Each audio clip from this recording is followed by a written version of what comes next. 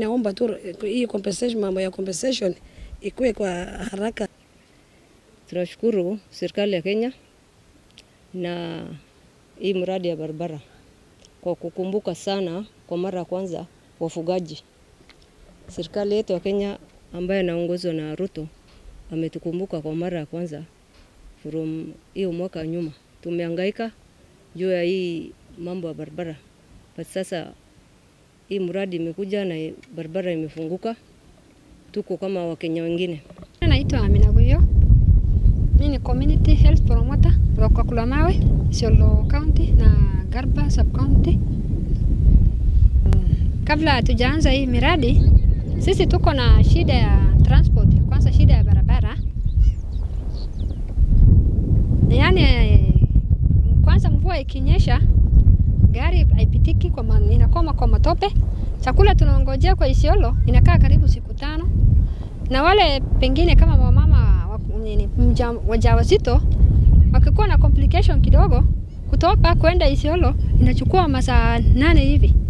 Juu hatuna ambulance ya kupeleka, hata tukipata hiyo ambulance inachukua masaa mingi, labda hata hiyo mama kabla hajasaidika atakufa kwa barabara.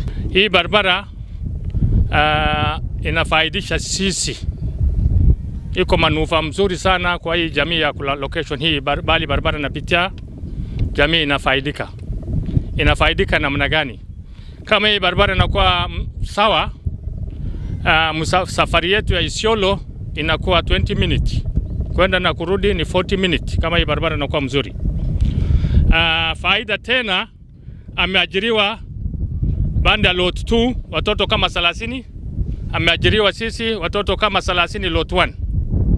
Sasa kwa hii location karibu watu 70 na kula mshahara kwa hii barabara. Hata hiyo ni faida kubwa sana kwetu. Na pia profit yetu, material ya mchanga ile natengeleza na hii barabara katika hii location tumefaidika kwa hiyo profit. Kwa hiyo profit amejengea sisi fence ya shule Kulamawe Primary, amejengea sisi fence ya Dabasiti Primary, amejengea sisi fence ya hospitali, amejengea sisi office ya head teacher ya room 4 Dabasiti Primary. Tumefaidika kiasio. Kwa hivyo hii barabara amenunua sisi kidogo.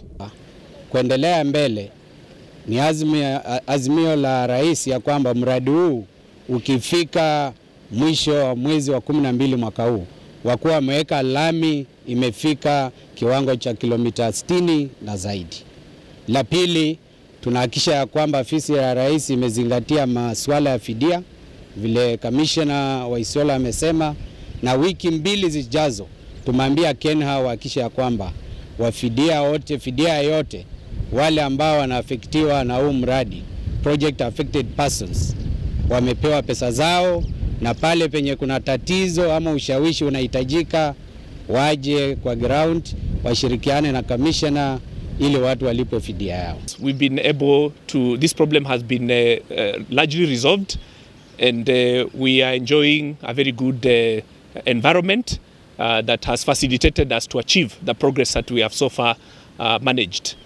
In terms of preliminary works consisting of earthworks and drainage works, both major and minor drainage structures, we have achieved 56% completion of earthworks, and we are about 80% done with the drainage works. And these I'm talking of box culverts, we're talking of the 2-number bridges, and we're talking of numerous, over 300 pipe culverts. So the overall status of completion of those structures stands at about 80%. We are confident that we will be able to complete the project on time and to the desired quality. Right now, the immediate benefits that have accrued to the community include reduction in traveling time.